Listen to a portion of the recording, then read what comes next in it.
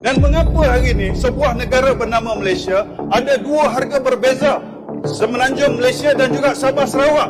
Bagaimana seorang pemimpin ingin menyatakan kepada rakyatnya apabila dalam negaranya ada jurang harga yang sangat ketara? Ini adalah manifestasi kegagalan sebuah kerajaan, iaitu Kerajaan Madani telah gagal untuk menjaga kebajikan seluruh rakyat Malaysia. Seperti yang YB Exco kata tadi, ya, kita ada mempunyai stok sampai bulan Mei. Tetapi oleh kerana kebijaksanaan PMX sekarang, beliau berupaya untuk menghubungi pihak Iran untuk lepaskan kapal-kapal Malaysia untuk kita menjadikan stok untuk kita tu. Jadi saya rasa berkenaan dengan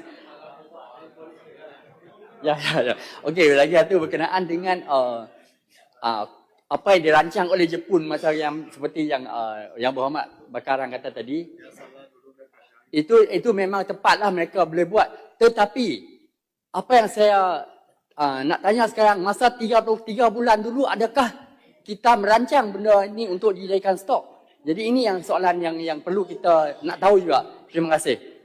Tentang hubungan baik dengan Iran. Ini YB, ini komunikasi saja. Nothing special. G2G, it's a normal thing. So kalau kita nak angkat lah ini, nak bagi tahu PMX, you have done a great job by giving a call to the President of Iran. Lekeh sangatlah kita. Selalu Perdana Menteri tak bagi tahu rakyat dia call siapa. Perdana Menteri tak buat kerja ni. Perdana Menteri dia buat kerja tanpa diketahui oleh rakyat, tahu-tahu selesai masalah. Itu dia. Setakat bagi tahu dia call, hubungan itu, hubungan ni. We are building this relationship with Iran for many years. Zaman Tun Dr. Mahathir lagi. Ketika mana Iran dalam krisis, world is boycotting them, Tun Dr. Mahathir hantar minyak sawit kepada mereka as to ensure the economy Iran to revive. Who did that? Tun Dr. Mahathir Mohamad. So ini satu gambaran YB, kalau dalam konteks hanya phone call, hubungan baik, terima kasih. Ya, dalam konteks ini, kita memang itulah kerja dia. Kita lantik sebagai Perdana Menteri to set the vision and direction for the country. Tetapi tak perlulah diangkat sekarang phone call dan hubungan itu. Kita rasakan bahawa kita dalam konteks suatu yang luar biasa dilakukannya. Ya, Iran kata dia lagi bagi lalu tak charge, kita kata charge. Ini communication breakdown juga. Rakyat pun confused. Iran kata free, let's go, Malaysian ships boleh lalu. Kita kata kena bayar pula 80 juta. Apa benda ni semua? Perkara macam inilah suatu yang mengelirukan rakyat. So communication ni sangat penting.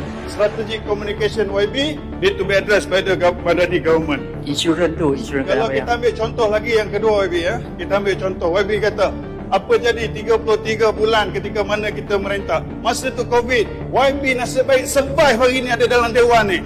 Kalau tak ada YB pun dah tak ada mungkin di Dewan ni. Kalau tidak kerajaan bertanggungjawab melakukan yang terdaya. Masa tu tak fokus ekonomi. Masa tu fokus pada survival rakyat, nyawa rakyat. Billions of money being pumped to help the rakyat. At the same time, we allocated significant amount of money untuk reviving the economy. Ini dilakukan oleh kerajaan kita pada mana kita memerintah. Jadi balik kepada cerita tadi, dalam keadaan negara kita hari ini, ya, yang mana kita tahu dalam keadaan krisis, seperti mana tadi YB Kotos Putih katakan tadi, kita ada gas yang banyak pada ketika ini, krisis ini, ya, LNG kita, ya, yang mana kita boleh komersialkan, kita boleh jual pada harga tinggi, sepatutnya kita jual.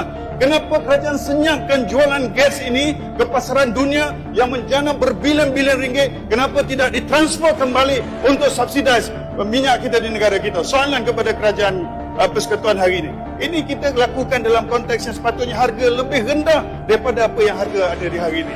Dan mengapa hari ini sebuah negara bernama Malaysia ada dua harga berbeza, Semenanjung Malaysia dan juga Sabah Sarawak? Bagaimana seorang pemimpin ingin menyatakan kepada rakyatnya apabila dalam negaranya ada jurang harga yang sangat ketara? Ini adalah manifestasi kegagalan sebuah kerajaan, iaitu Kerajaan Madani telah gagal untuk menjaga kebajikan seluruh rakyat Malaysia. Ya, kalau betul PMX jadi Perdana Menteri Sabah Sarawak sajalah. Terima kasih. Terima kasih.